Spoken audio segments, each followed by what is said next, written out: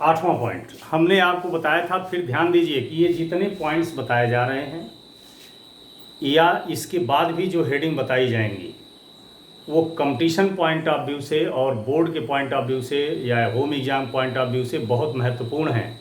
मैंने आपको बताया था कि मैकेनिक्स का लगभग ये पहला चैप्टर समझिए प्रोजेक्टाइल मोशन, और मैकेनिक्स आपको हम इतने आसान और इतने अच्छे तरीके से पढ़ाएंगे कि यदि आप सारे पॉइंट कायदे से पढ़ लेंगे तो आपको बाकी कंपटीशन के लिए कहीं ज़रूरत नहीं होगी भटकने की। और मैं उम्मीद भी रखूँगा कि मेरे बच्चे बड़ी शालीनता से एक एक बात समझेंगे, सीक्वेंस वाइज नोट बनाएंगे और इस पढ़ाई का लाभ लेंगे। यहाँ से जितना भी पॉइंट आपको बताए जाएं हर समय 100% आप इसको तैयार रखिए, तभी काम चलेगा।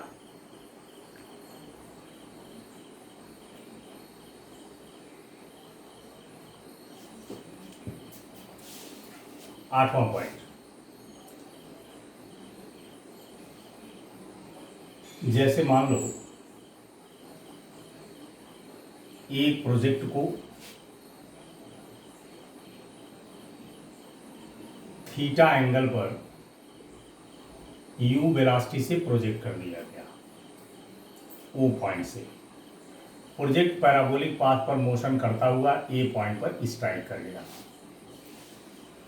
अब प्रोजेक्ट का ये जो पाथ है जो हम बताए हैं पैराबोला है, इस पैराबोलिक पाथ की रेडियस ऑफ कर्वेचर कहाँ मैक्सिमम होगी और कहाँ मिनिमम होगी, ये भी जेई और तमाम अच्छे कंपटीशनों में पूछा जाता है। तो यानी किसी प्रोजेक्ट को यदि आप पॉइंट ऑफ प्रोजेक्शन से थ्रो कर रहे हो तो यह पैराबोलिक पाथ पे मोशन करता हुआ आगे स्ट्राइक कर जाएगा। तो ये जो पैराबोलिक पाथ है इसकी रेडियस ऑफ कर्वेचर मैक्सिमम कहाँ होगी, मिनिमम कहाँ होगी, मैक्सिमम कितनी होगी और मिनिमम कितनी होगी, ये 4 सवाल। तो चारों सवाल देखिए। द रेडियस ऑफ कर्वेचर यानी इसकी हिंदी होती है वक्रता त्रिज्या। The radius of curvature of project यानी इसकी हिंदी होती है प्रक्षेप्य। The radius of curvature of project is maximum यानी अधिकतम, is maximum at point of projection. यानी पहला क्वेश्चन कि कोई भी प्रोजेक्ट जब पैराबोलिक पाथ पे मोशन करता है तो पैराबोलिक पाथ की रेडियस ऑफ कर्वेचर मैक्सिमम कहाँ होती है, तो आप बता दीजिए पॉइंट ऑफ प्रोजेक्शन यानी प्रक्षेपण बिंदु पर, यानी प्रक्षेपण बिंदु पर। और कितनी होती है रेडियस ऑफ कर्वेचर की maximum value u² upon g cos theta. इसी तरह से दूसरा question, the radius of curvature of project is minimum eight highest point. तो पैराबोलिक पाथ की radius of curvature point of projection पर मैक्सिमम होती है और मैक्सिमम इतनी होती है, और हाईएस्ट पॉइंट पर रेडियस ऑफ कर्वेचर मिनिमम होती है और u² cos² theta upon g होती है। ये वास्तव में रेडियस ऑफ कर्वेचर इतना आया कैसे है, इसको जब हम सर्कुलर मोशन पढ़ाएंगे और सेंट्रीपिटल फोर्स पढ़ाएंगे तो उसमें हम खुद आपको बता देंगे कि ये कहाँ से आया है। यहाँ पर आप सिर्फ ही 4 क्वेश्चन जानिए कि कोई भी ऑब्जेक्ट यदि पैराबोलिक पाथ पे मोशन कर रही है तो उसकी radius of curvature point of projection पर मैक्सिमम होती है, हाईएस्ट पॉइंट पर मिनिमम होती है। मैक्सिमम इतनी होती है, मिनिमम इतनी होती है। ये 4 क्वेश्चन आप जानते रहिए।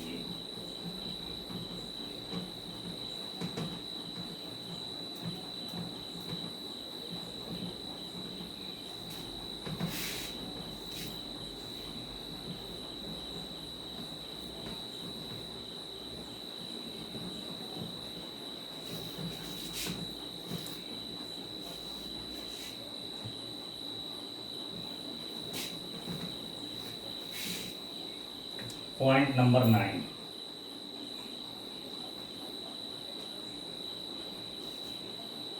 मान लीजिए एक प्रोजेक्ट को ओ पॉइंट से यू वेलोसिटी से हॉरिजॉन्टल से थीटा डिग्री पर प्रोजेक्ट किया गया और प्रोजेक्ट ऐसे मोशन करता हुआ ए पर स्ट्राइक कर गया। ये आपकी हाईएस्ट पॉइंट है। हमने बताया हाईएस्ट पॉइंट पर वेलोसिटी होती है यू कॉस थीटा। ठीक है, आप कोई भी ऑब्जेक्टिव बुक उठाएंगे तो उसमें ये जो बताने जा रहे हैं ये मिलेगा। हर बुक में नहीं मिलेगा, स्टैंडर्ड बुक में मिलेंगे। तो यहाँ पर हम लोग करेंगे क्या कि पॉइंट ऑफ प्रोजेक्शन पर और मैक्सिमम हाइट पर काइनेटिक एनर्जी भी निकालेंगे और पोटेंशियल एनर्जी भी निकालेंगे। हाँ, क्यों इसी 2 जगह निकालते हैं? इस जगह पर वही उतना ही होगा जितना पॉइंट ऑफ प्रोजेक्शन पर होगा, चाहे काइनेटिक हो चाहे पोटेंशियल हो, इसलिए यहाँ निकालिए और यहाँ निकालिए। तो सबसे पहला क्वेश्चन इसमें काइनेटिक एनर्जी यानी गतिज ऊर्जा, kinetic energy of project at point of projection, यानी पॉइंट ऑफ प्रोजेक्शन पर काइनेटिक एनर्जी यानी ओ पॉइंट पर काइनेटिक एनर्जी निकालना हो तो आप जानते हैं काइनेटिक एनर्जी का formula half M V square. चूंकि पॉइंट ऑफ प्रोजेक्शन पर वेलोसिटी यू है इसलिए काइनेटिक एनर्जी ये हो जाएगी। ठीक, दूसरा potential energy of project at point of projection, यानी पॉइंट ओ पर जहां से प्रोजेक्ट को थ्रो किया गया वहां काइनेटिक एनर्जी पूछी जाए तो इतना बताइए। अब पोटेंशियल एनर्जी पूछी जाए यानी स्थितिज ऊर्जा पूछी जाए तो 0 बताइए, क्योंकि यहाँ पर हाइट नहीं है और आप स्थितिज ऊर्जा का फार्मूला पोटेंशियल एनर्जी का जानते हो mgh, और जब हाइट नहीं है पोटेंशियल एनर्जी 0 होगी। और यहाँ पर एक चीज़ और जान लीजिए, यही काइनेटिक एनर्जी की मैक्सिमम वैल्यू है और ये पोटेंशियल एनर्जी की मिनिमम वैल्यू है। ठीक,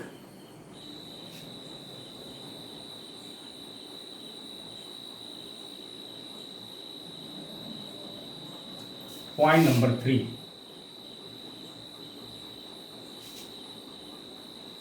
kinetic energy of project at highest point. अब जब प्रोजेक्ट यहाँ से थ्रो किया गया और हाईएस्ट पॉइंट पर पहुँचा तो हाईएस्ट पॉइंट पर भी हम काइनेटिक एनर्जी भी निकालेंगे और पोटेंशियल एनर्जी भी निकालेंगे। तो पहले हाईएस्ट पॉइंट पर काइनेटिक एनर्जी देखिए, तो kinetic energy at highest point, तो काइनेटिक एनर्जी का फार्मूला होता है हाफ एम वी स्क्वायर। चूँकि हाईएस्ट पॉइंट पर वेलोसिटी यू कास थीटा है तो जब स्क्वायर करोगे तो U square cos square theta हो जाएगा और यही काइनेटिक एनर्जी की मिनिमम वैल्यू होती है। Point number 4, potential energy of project at highest point. तो हाईएस्ट पॉइंट जब पोटेंशियल एनर्जी निकालोगे तो पोटेंशियल एनर्जी का फार्मूला होता है mgh। तो हाईएस्ट पॉइंट की हाइट कैपिटल H है, कैपिटल H लिख दीजिए। अब इसको जरा सॉल्व कीजिए। आप मैक्सिमम हाइट का फार्मूला पढ़े हो, you square sine square theta upon 2g, तो g से g कैंसिल हो गया, ये हो गया half M U square sine square theta, और यही पोटेंशियल एनर्जी की मैक्सिमम वैल्यू है। अब यहाँ से देखिए, आपसे कई तरह से इन क्वेश्चंस को पूछा जा सकता है। जैसे पहला आपसे पूछा गया कि एक प्रोजेक्ट को थीटा डिग्री पर यू वेलोसिटी से थ्रो किया गया पॉइंट ऑफ प्रोजेक्शन पर काइनेटिक एनर्जी बताइए, तो पॉइंट ऑफ प्रोजेक्शन पर यानी ओ पर काइनेटिक एनर्जी बता दीजिए। पॉइंट ऑफ प्रोजेक्शन पर पोटेंशियल एनर्जी बताइए, पोटेंशियल एनर्जी बता दीजिए। जब प्रोजेक्ट मैक्सिमम हाइट पर पहुंचा तो मैक्सिमम हाइट पर काइनेटिक एनर्जी बता दीजिए, बतानी हो इस फार्मूले से बताइए। हाईएस्ट पॉइंट पर पोटेंशियल एनर्जी बतानी हो तो इससे बताइए। फिर आपसे सवाल किया जाता है कि एक ऑब्जेक्ट को प्रोजेक्टाइल मोशन कराया गया, ऑब्जेक्ट की काइनेटिक एनर्जी मैक्सिमम कहाँ होगी, तो मैक्सिमम कहाँ होगी, पॉइंट ऑफ प्रोजेक्शन पर। काइनेटिक एनर्जी मिनिमम कहाँ होगी, हाईएस्ट पॉइंट पर। पोटेंशियल एनर्जी मैक्सिमम कहाँ होगी, हाईएस्ट पॉइंट पर। मिनिमम कहाँ होगी, ज़ीरो। तो इस तरह से ये 8 छोटे छोटे सवाल आपसे पूछे जाते हैं ऑब्जेक्टिव क्वेश्चंस में। अब यहाँ से इसमें एक पॉइंट और देख लो, हाईएस्ट पॉइंट पर पोटेंशियल एनर्जी और काइनेटिक एनर्जी का रेशियो एक बार कंपटीशन में आया है, तो the ratio of potential energy and kinetic energy at highest point. तो क्या करिए कि पोटेंशियल एनर्जी हाईएस्ट पॉइंट पर निकाल लो और काइनेटिक एनर्जी हाईएस्ट पॉइंट पर निकाल लो और दोनों का रेशियो निकालिए। तो हाईएस्ट पॉइंट पर पोटेंशियल एनर्जी है half mu square sine square theta और हाईएस्ट पॉइंट पर काइनेटिक एनर्जी है half mu square cos square theta. तो हाफ mu स्क्वायर से mu स्क्वायर कैंसिल हो जाएगा।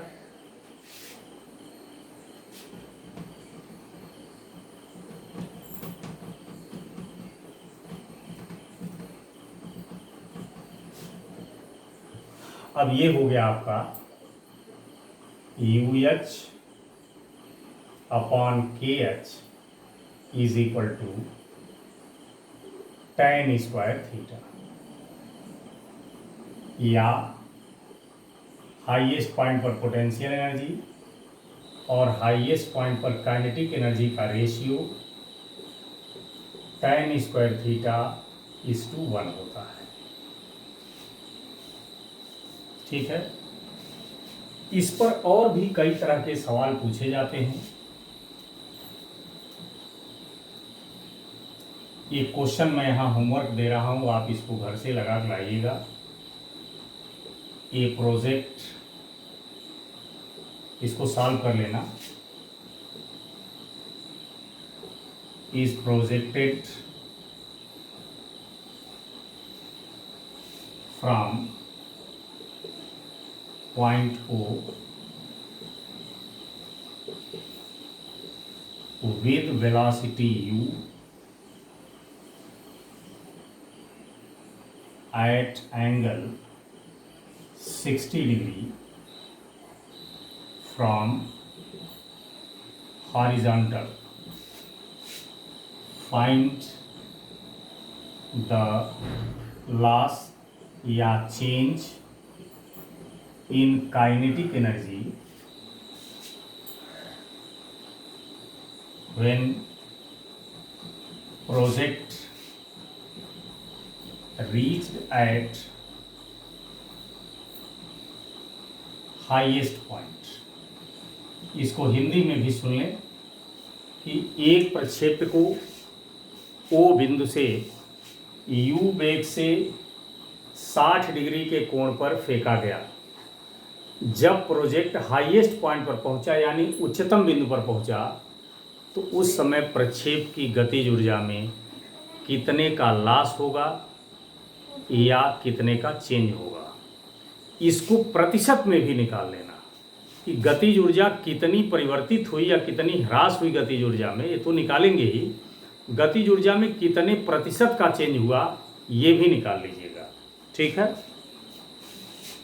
तो इसको जरा सॉल्व करके दिखाइएगा। फार्मूला सब आपको बता दिए गए हैं।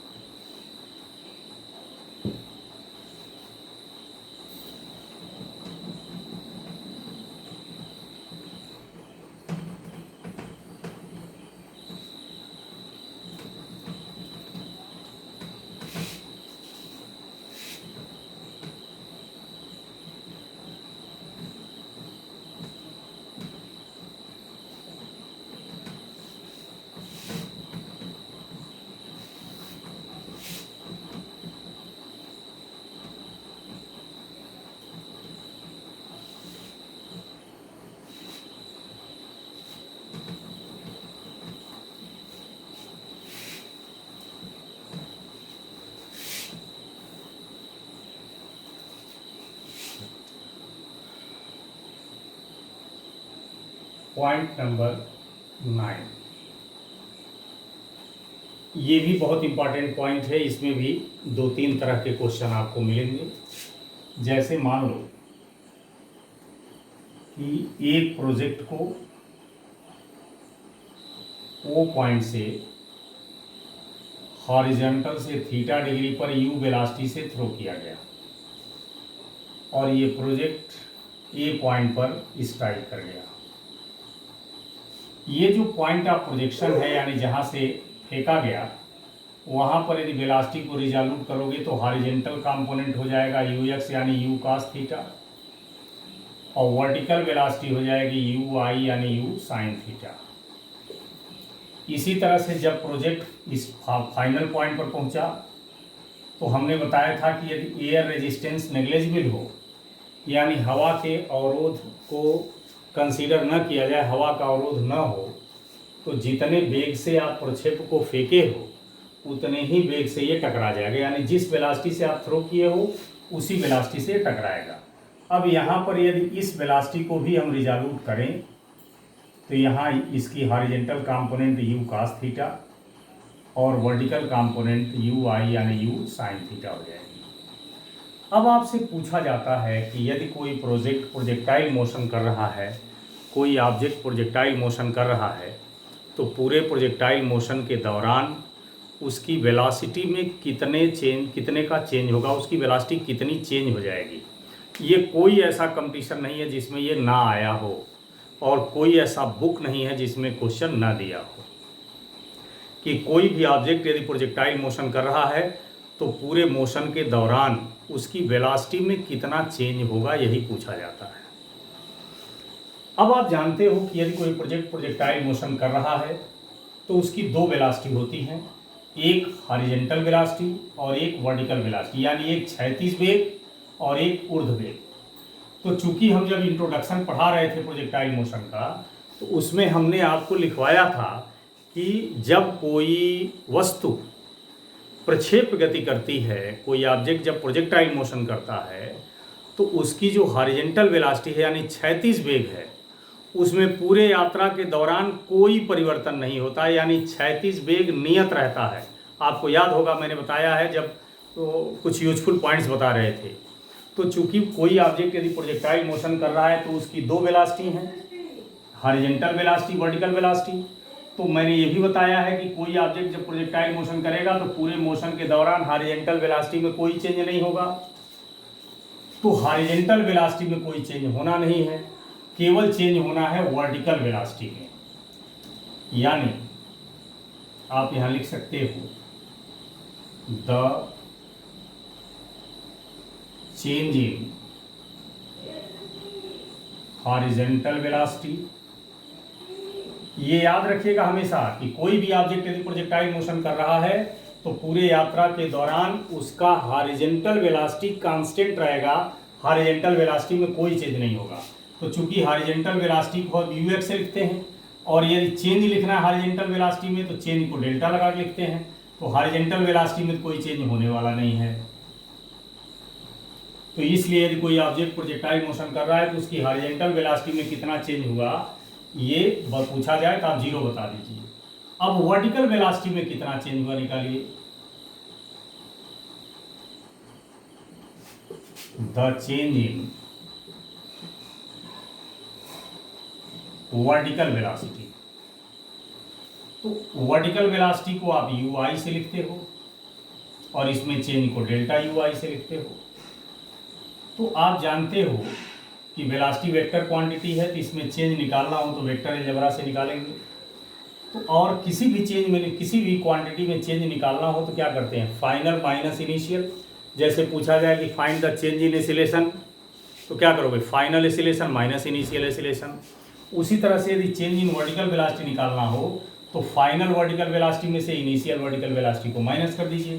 तो फाइनल वर्टिकल वेलोसिटी नीचे है तो नीचे कर दीजिए, माइनस इनिशियल वर्टिकल वेलोसिटी ऊपर है, ये फाइनल वर्टिकल वेलोसिटी है, ये इनिशियली वर्टिकल वेलोसिटी है, यू आई ये भी है, लेकिन ये डायरेक्शन ऊपर की तरफ है। ठीक, अब इस वेक्टर में से इस वेक्टर को माइनस करना है, तो आपको सब्ट्रैक्शन का रूल बताया था कि जब भी दो वेक्टर को माइनस करना हो तो पहले वेक्टर को एज इट इज रखिए, माइनस की जगह प्लस रखिए, दूसरे का डायरेक्शन रिवर्स कीजिए, ये यू आई। हाँ, हमने एक चीज़ बताया था कि यहाँ जो नेगेटिव साइन लगता है ये सिर्फ ये बताता है कि हमारा डायरेक्शन पहले के अपोजिट हो गया है, लेकिन इस नेगेटिव साइन को कैलकुलेशन में नहीं लेते हैं। अब यहाँ देख रहे हैं कि हमें इस वेक्टर और इस वेक्टर को ऐड करना है और दोनों का डायरेक्शन सेम है, तो मैं वेक्टर अलजेब्रा में बताया हूँ कि यदि दो वेक्टर सेम डायरेक्शन में हो और उनका रिजल्टेंट निकालना हो तो उनके मैग्नीट्यूड को ऐड कर देते हैं। चेंज इन वर्टिकल वेलोसिटी यानी डेल्टा यू आई निकालना हो तो दोनों को ऐड कर दीजिए। यू आई की वैल्यू है यू साइन थीटा, इस यू आई की वैल्यू भी है यू साइन थीटा, तो ये हो जाएगा 2u साइन थीटा। तो वर्टिकल वेलोसिटी में कितना चेंज हुआ ये निकल गया, हॉरिजॉन्टल वेलोसिटी में चेंज कितना हुआ ये भी निकल गया। अब टोटल वेलोसिटी में कितना चेंज हुआ,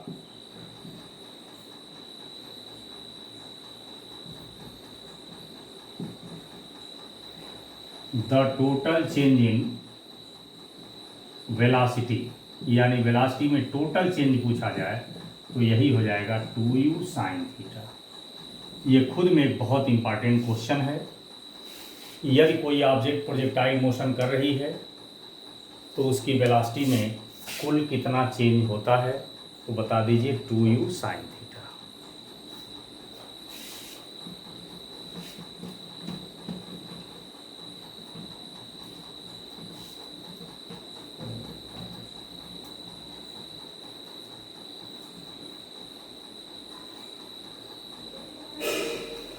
बस इतना ज़रूर कहूँगा कि मेरे बच्चे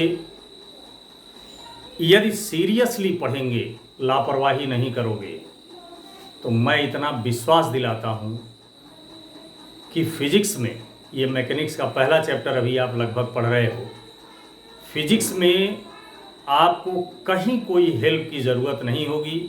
आप थोड़ा सा मेरा क्लास कायदे से पढ़िएगा, मैं बहुत आसान तरीके से, बहुत इजी लैंग्वेज में और इतने एप्लीकेशन बता दूंगा कि आपको कंपटीशन के लिए कहीं कोई भटकना नहीं पड़ेगा और इससे ज़्यादा आपको कहीं नहीं मिलेगा। ठीक है ना?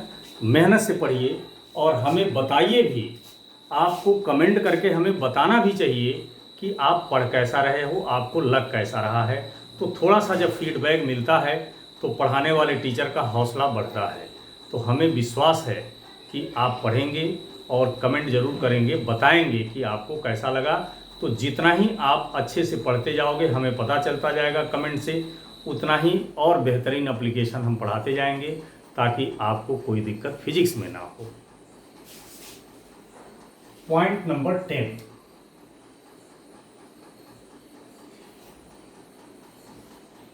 तो प्रोजेक्टाइल मोशन में किसी प्रोजेक्ट की वेलोसिटी में कितने का चेंज होता है, ये हो गया। अब अगला पूछा जाता है कि the change in momentum in projectile motion.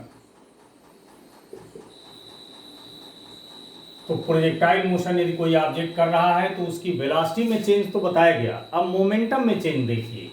तो चूंकि मोमेंटम का फार्मूला होता है मास इनटू वेलोसिटी, तो जब मोमेंटम में चेंज पूछा जाए तो वेलोसिटी में चेंज लिखना पड़ेगा आपको। तो मास और वेलोसिटी में चेंज कितना है, 2u साइन थीटा, या ये हो गया 2mu साइन थीटा। ये भी एक बेहतरीन क्वेश्चन है कि एक प्रोजेक्ट को u वेलोसिटी से हॉरिजॉन्टल से थीटा डिग्री पर थ्रो किया गया, प्रोजेक्ट के मोमेंटम में कितना चेंज हुआ बताइए। यहाँ पर एक बड़ी अच्छी बात आपको बता दूं कि एक साल कंपटीशन में यही सवाल आया था ऑब्जेक्टिव में कि the change in momentum in projectile motion is, यदि कोई ऑब्जेक्ट प्रोजेक्टाइल मोशन कर रहा है तो उसके मोमेंटम में चेंज होता है। 4 ऑप्शन दिया था, एक भी ऑप्शन ये नहीं था और बहुत सारे बच्चे कंफ्यूज हो गए थे। तो अब देखिए उसमें रियल में क्या है, प्रोजेक्टाइल मोशन यदि कोई ऑब्जेक्ट कर रहा है तो उसके मोमेंटम में चेंज 2mu साइन थीटा ही होता है। लेकिन उस साल जो कंपटीशन में आया था तो इस चारों ऑप्शन में से ये एक भी नहीं था। क्या इसको देखिए, चूंकि अभी आप पढ़े हो delta P is equal to 2 mu sine theta, या इसको यम को बाहर कर दीजिए तो 2u साइन थीटा हो जाएगा। अब आप क्या करो, इसमें g से मल्टीप्लाई कर दीजिए और g से डिवाइड कर दिए, कोई फर्क पड़ेगा नहीं। अब mg माने वेट ऑफ प्रोजेक्ट और 2u sine theta upon g माने टाइम ऑफ फ्लाइट। ये ऑप्शन दिया हुआ था।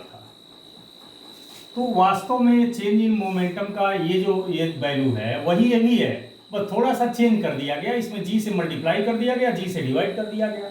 अब देखिए पूरा शकल ही चेंज हो गई। तो यदि कोई ऑब्जेक्ट प्रोजेक्टाइल मोशन कर रहा है तो उसके मोमेंटम में चेंज पूछा जाए तो ये भी है, इसी का थोड़ा सा चेंज कर दिया गया, एक स्टेप सॉल्व कर दिया गया, इतना आया। बाकी इसमें और भी जो पॉइंट्स हैं इनको हम नेक्स्ट वीडियो में बताएंगे। Thank you.